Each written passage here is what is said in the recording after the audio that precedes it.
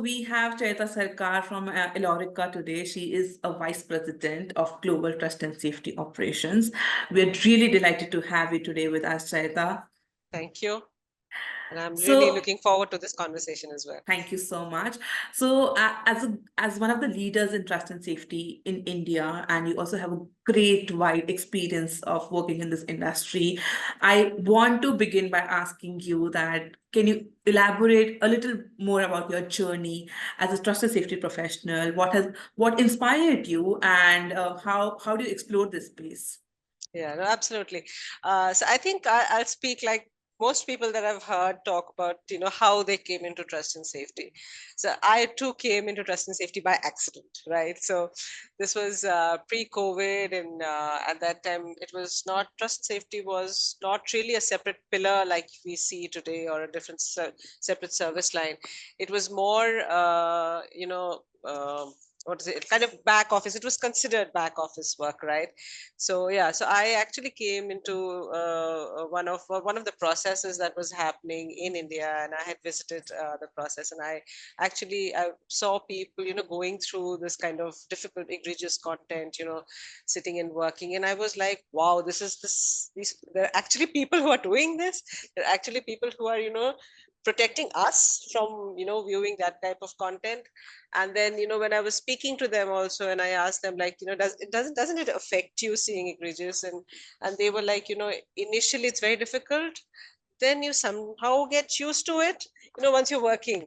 And I really felt that this is something that you never get used to, right? If egregious content, it hurts you every time that you're watching it, right? And I actually that's what interested me, that there are people who are trying to protect, like it gave a sense of purpose. The work gave a sense of purpose, that somebody is sitting there consuming that difficult content, so that the other people who are there on the platform, or other people who are there on the internet, are not watching it. They are saved, from that experience. So I think that's what really interested me. That sense of purpose, that sense of doing something, was very important. And my journey, I would say, is so I have like over 20 years of CX experience, right? And trust and safety, it's about, what I'll say, nearing 7 years now. And I have sorry, actually seen the shift, how it was pre-COVID, and how it surged during COVID, and what's happening right now. So it's my in my role, because I have worked, I have been with outsourcers or consultants from the very beginning in this space. So I have actually worked, supported, enabled end-to-end functions in a trust and safety practice, so that how they build a practice, how they solution for it, what kind of profiles are there, what does the playbook look like, what are the policies there. So everything, the entire gamut. And I really enjoy, because every time, every 6 months, every year, there is something new to learn, there is something new to implement. And I also did the postgrad from Griffith College in Dublin for trust and safety and content moderation management, which was another great lesson. But yeah, I think this space, the way it's evolving, there is always something new happening, and there is always something that you need to do, or you want to do, to protect the space. I totally agree with you because if you come from that professional background as well, you constantly keep thinking of, what more can be done, what more value that we can add to this industry, because we see that, online issues are growing. Hmm. Coming from the Indian community, I think so you will relate well with the Yeah. issues that we kind of even come across. We talk Hmm. about it a lot of discussions, a lot of NGOs, a lot of government stakeholders are talking about it. There are a lot of resources that are also available in different forms, but it's all about consumption, like, how well we are trying to consume even those valuable resources, how we are trying to put that into practice when we say that, okay, enable two-step verification. How Yeah. many in India still know about two-factor authentication, two-step Hmm. verification? Hmm. So are we looking at all these conversations from a larger perspective of the Indian community, or we are looking forward to people who are actually just have access to it and get the sense of it. So that becomes important for us. So I want to go and ask you about, you are sitting at a very strong position where I feel, and I think also there is a lot of responsibility on you when it comes to trust and safety. So what does your role entail, and how do you define the concept of trust and safety within your own organization? Yeah, definitely.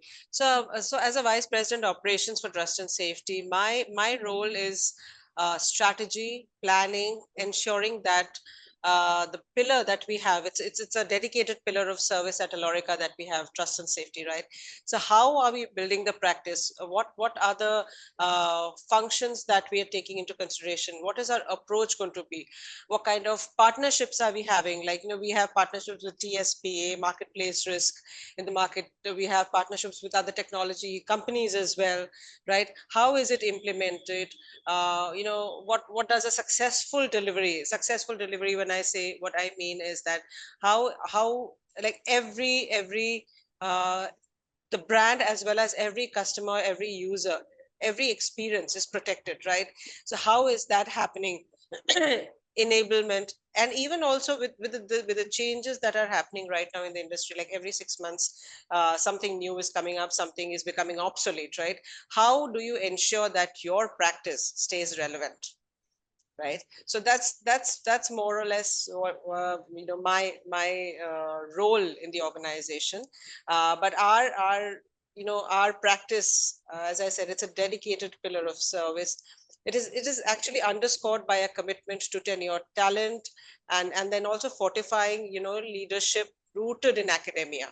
So it's like, what are the things that we can do? How can we build more expertise at different layers of the function, not just at the front line, employees who are doing the regular work day in and day out, but even at every support function, right, leading up to the executive level. How is it, are people consuming, and how are they understanding, right? So it's very important when you have a trust and safety practice, that it's not only the team who's delivering, they understand. It's even the different layers of leadership. They are also aware of what this is, because it's very, the policies will come top down, right? The policies, the decisions will come top down. So how is it that your leaderships are being, you know are understanding this space? That's also very critical, and that's how we approach it also. So we're like protecting our brands and customers, but also protecting our own people too. So that's how we are approaching it. Fantastic. Actually, my leading question was to you was on the similar lines of how do you build that approach, and how do you maintain that trust within users also while enforcing safety measures, when we talk about to like basically to be protected from the potential harms and abuses that happens online. So talking about your organization, or how do you largely think about this? What are the approaches that are there that you want to share with us, that you basically take it up? Yeah, so see, ours is a global organization, right? So we have across the globe, we have multiple, locations. We have multiple teams servicing from everywhere. So you will probably have a U.S. customer being serviced somewhere from Philippines, or from India, or even Egypt, or there are multiple locations. So how we approach is, we've built a playbook, right, which is while it's a standardized playbook of for every function, right? How is starting from sales to solutions to creating RFPs to the delivery and the entire life cycle. So that while it's a standardized playbook, we also take into consideration the different nuances of every organization and every work type. Like even when it comes to social media, not every social media is same, right? Not every social media will have the similar kind of user base, right? So I think that's how we've built it. And also from where we are delivering, understanding cultural nuances, cultural sensitivities. Someone sitting in India, in maybe a tier 2 or a tier 3 city, may not be familiar with a lot of cultural nuances which is happening in the US or in Latam, right? So how we build the practices, while we have a centralized playbook, we customize that playbook for every opportunity or every business or every, client that we have, to ensure that it fits their business needs, it fits their customer interactions, and how we deliver on that commitment. That's interesting to know because I'm sure while creating these approaches, there might also be challenges that you might be coming across. So I want to ask about that as well. If you can just give some insights into the key challenges that you face while ensuring trust and safety across, and also with context to India, I want to know especially because we have diverse regions and cultures. So Mhm, how do you address these challenges specifically? mhm. So, as you know, India is like a huge talent pool, right? You have talent of every shape and kind in India, right? So from north to south, east to west, everywhere you have this talent. And you see a lot of companies have their offshore locations in India, or have teams here, have partnerships, collaborations with other organizations who are delivering out of this place. But I think where sometimes we see the challenges is one. Understanding the cultural sensitivity sometimes, so that's one. The second is the changing face of regulations everywhere. That's another one. How adept you are to understand that and then change your ways of how you're working on it. That's one. Then the demographic as well, sometimes like we say, well-being is a huge part of trust and safety, right? Even whether it's for the businesses or whether it's for the outsources, well-being is a huge part. Now, sometimes what happens is, while people in the West are very open on talking about mental health or how they're feeling, or even consulting a therapist for that matter, when the more you move this side, and especially when you're moving into the tier 2 or the tier 3 cities, that conversation sometimes becomes a little distant, or it sometimes becomes a little taboo. Oh no, I shouldn't be doing this, or okay, I'll do it tomorrow, or I'll do it the day after, that kind of a thing. So sensitizing people, trying to help them, trying to understand what your team is going through, and that is not only that, we have a well-being team, we have counselors who come and support. It's not just that. It is also, how is your team leader able to identify that, my team member might not be in the right frame of mind at this point. Let me go and speak to that person. So making that understanding, I think that's one. But how we approach is that, we have training program, right? So what we do is, one is, I think I'll take a pause and I'll go back a little. We actually start from how we are hiring, all right? So what kind of profiles are we hiring? What kind of resiliency checks are we putting in place, right, at the very beginning? So it starts from there, and then it comes to, how are we training? How are we ensuring that people understand what they are getting into? And there is an opt out that, if somebody says, I don't want to do this work, it's not that that person's going to lose their job. We will take them out and try and place them where they are comfortable doing the work. And then also our wellness is very, very people focused, because how we approach is it that, it's every work type has its own set of sessions, or you may call it, or programs, or understanding, or even ratios for that matter.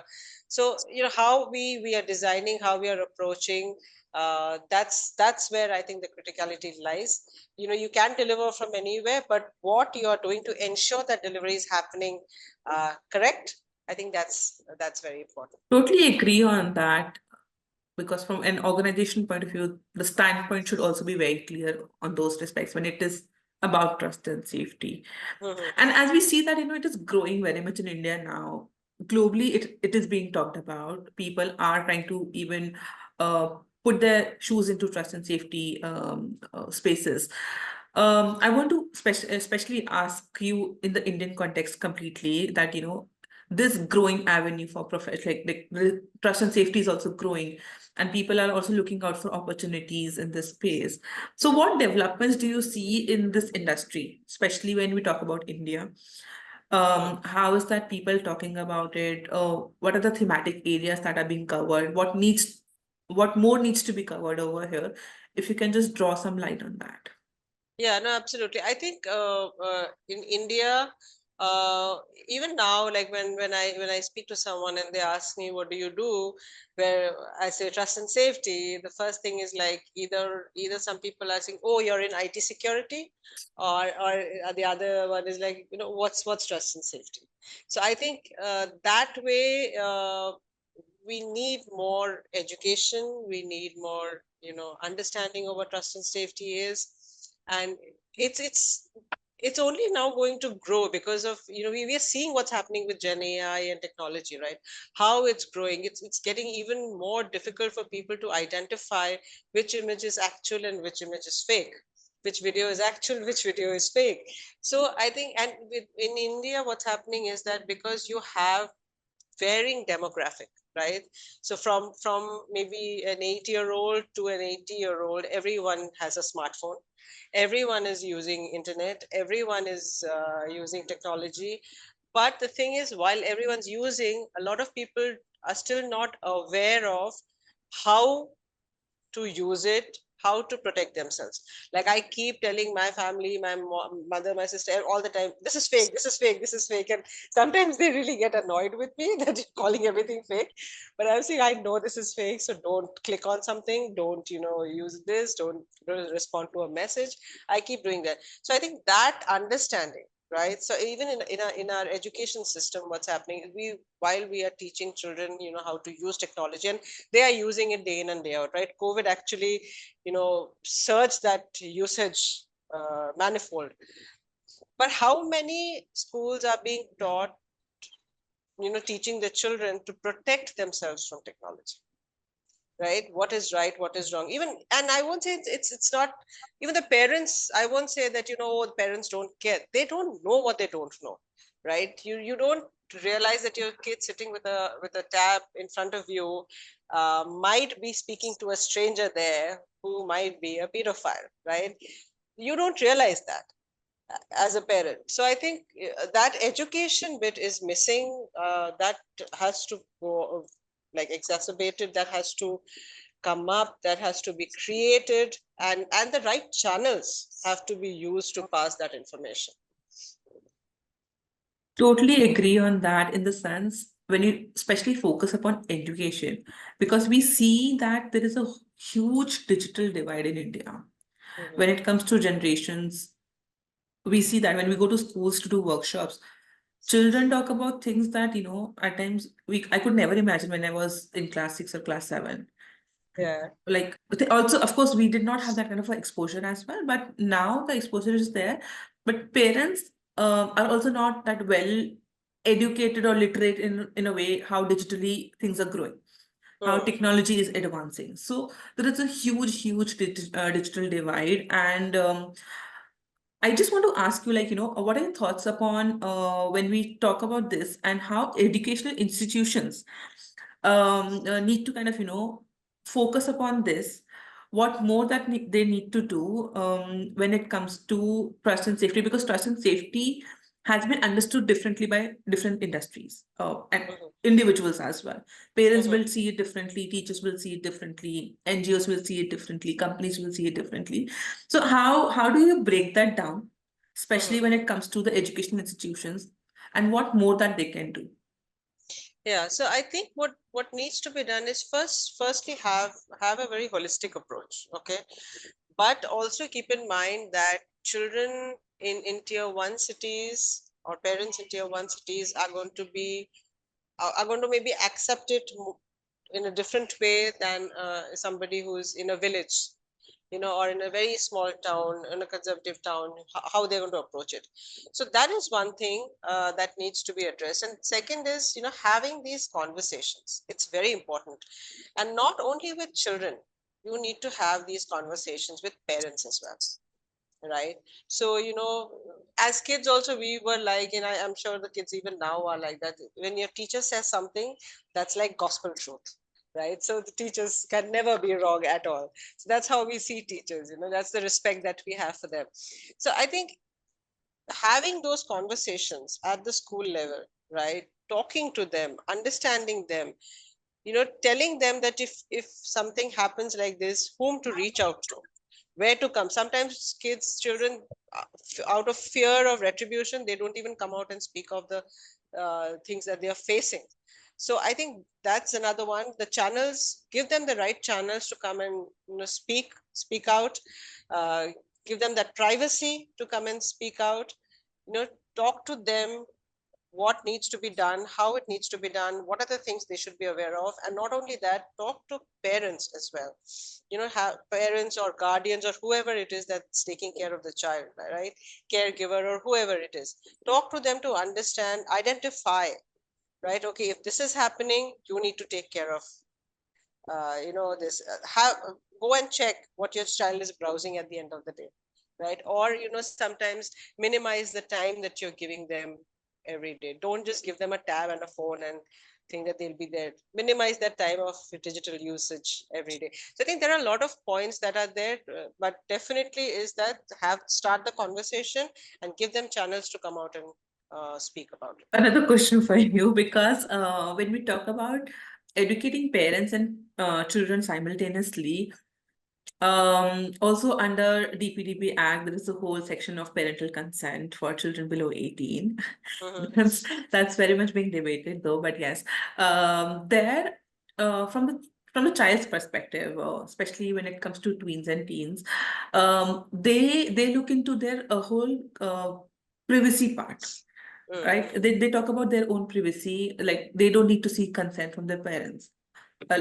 They have that kind of a mindset, but the law says something different. So when there is kind of a discrepancy between the two, how under trust and safety do you think like we should address such kind of issues, especially because we see the two segments are very different, that they're going poles apart over there. So as a professional, what advice would you like to give over there, and how can we fix such issues over there? Yeah. No, what I will say, what I see with teens and tweens, right? I see that, if you ask them to just follow something without explaining, they're going to revolt, right? How are we when we were young, right? So just remember that. But I think like when if you explain to your kids why it's being done, right? Why is this step being taken, and why? And it's not only India, right? This step is being taken like wherever we see new regulations coming up. This is part of it, right? That you cannot send targeted ads to children. You need to have parental consent. These are there. So I think if you explain it to them that why it's important, why it's necessary, I don't think they are going to come out and revolt. They will be more understanding. They will be more forthcoming, and they will definitely allow it. They will not see it as an invasion to privacy. That's what I feel. Keeping my fingers crossed completely. If you are a teen or a tween watching this video, please listen to what Chayeeta is saying, because that's very important. And we are also hoping that you will also understand that why we don't want to keep a check on you, but we want to kind of guide you properly when it comes to safety in the online spaces. So Chayeeta, one last question that I Yeah, have for you. yeah. What is that one message that you would like to give to the audience who's watching this about trust and safety, about online safety? What is that they can follow as an individual in their own capacity when it also comes to content online, or what should they keep in mind to follow the whole idea of trust and safety? Because we are trying to bring these spaces and try to build these spaces more safer. So, what is that one key message from your side? Yeah, what I will say is that there are a couple of things. One is that know this, that when you post something online, it's there forever. It's not something that you can write on a piece of paper and then scratch it off. So what you are posting or what you are sharing, like even if it's on a private message, I'm not saying just on social media, on your timeline, even if it's on a private message digitally, just think of what you're sharing, because once it's gone, it's going to be there completely online. And this is specifically for teens and tweens that I'm talking about. Just think it through. that now what you're posting will 30 years down the line, will you be happy seeing it online as well, right? That's very important. And second is trust and safety is critical. If you're using the digital space, trust and safety is critical. It's the most important factor that is there to protect yourself, to protect if you're a parent, to protect your kids, your loved ones. Even if you have parents who are senior citizens, it's critical for them as well, and also for brands alike, to ensure that the features, the functions that you have on your platform, like things like safety by design, right, which is critical. You need to have trust and safety from the very beginning on your platform. It is not something that comes in later as a result of something which has happened, not reactively. It has to be a proactive approach. But for others, users, I would say, think of what it is. If you see someone who is going through something, okay, provide support. Everyone needs that support, right? Provide support.